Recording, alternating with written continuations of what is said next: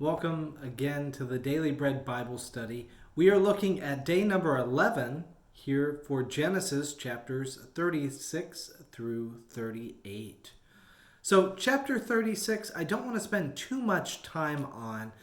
This is a lot of the ways the lineage of Esau or the Edomites. It would take me a long time to understand the importance of these names in the chapter. And instead, I'd like to just move on to talk about Joseph and Tamar and the dysfunction around them. Now, in chapter 37, the dysfunction of Joseph has less to do with him and has more to do with the envy of his brothers. In Genesis 37, verse 3, now Israel loved Joseph more than any other of his children, because he was the son of his old age. And he had made him a long robe with sleeves. But when his brothers saw that their father loved him more than all his brothers, they hated him and could not speak peaceably to him. This is what's called jealousy. So even more, Joseph had two dreams in which his family bowed down to him. In Genesis 37, verse 10, his father even says, "What kind of dream is that you had? Shall we indeed come, and I and your mother and your brothers bow down to the ground before you?" So his brothers were jealous of him, but his father kept the matter in mind. Later, Joseph goes away to meet his brothers in the fields, and they devise a plot to get rid of Joseph. In Genesis 37, verse 18, they saw him from a distance, and before he came near them, they conspired to kill him. They said to one another, "Here comes the dreamer. Come now, let us kill him and throw him into one of the pits. Then we shall say that a wild animal has devoured him, and we shall see what will become of his dreams." Instead of killing Joseph, they take his coat and sell him to some of the Ishmaelites for 20 pieces of silver.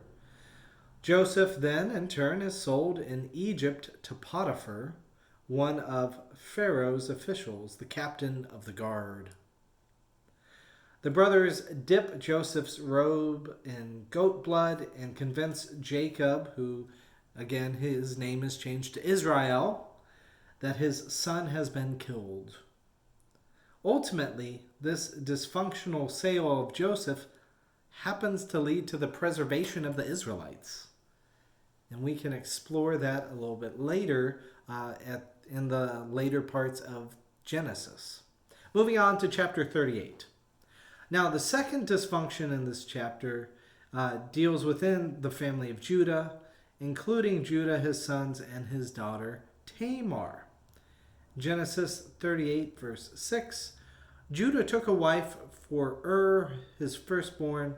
Her name was Tamar. But Judah's firstborn, was wicked in the sight of the Lord, and the Lord put him to death. Then Judah said to Onan, "Go into your brother's wife and perform the duty of a brother-in-law to her. Raise up offspring for your brother."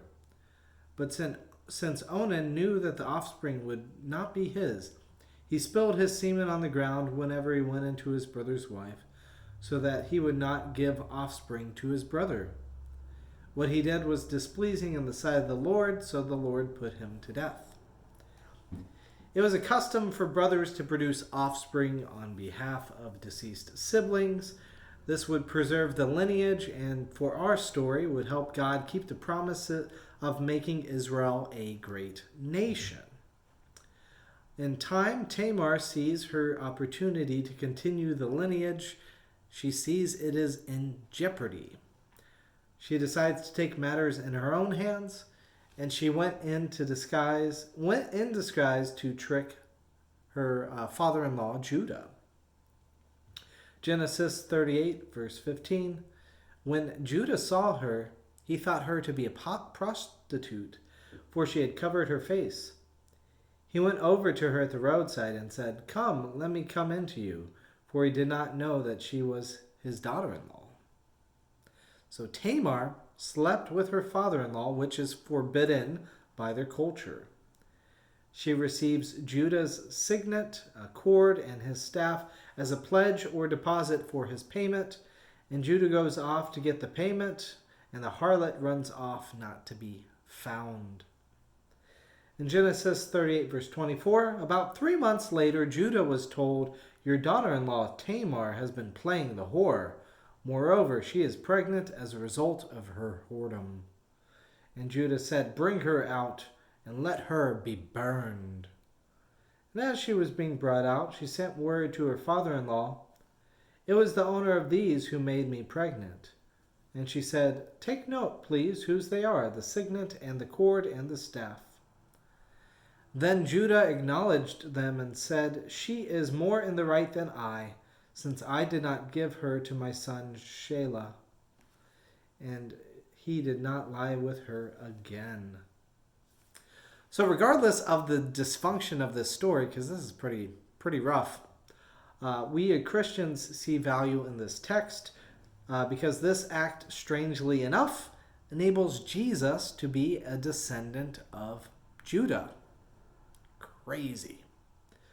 We see in Matthew chapter 1, verse 3, lineage of Jesus, it says, "And Judah, the father of Perez, and Zerah by Tamar, and Perez, the father of Hezron, and Hezron, the father of Aram." So there's a little bit of Jesus lineage even in this strange, dysfunctional story. Despite dysfunction, God works through us. God works through broken people, and we are imperfect, but God still works with us and through us. The hope is that we again turn to God's ways and are willing to admit when we are wrong and make mistakes. And that is the hope. So I look forward to seeing what is more to come from this dysfunctional family story coming up next time.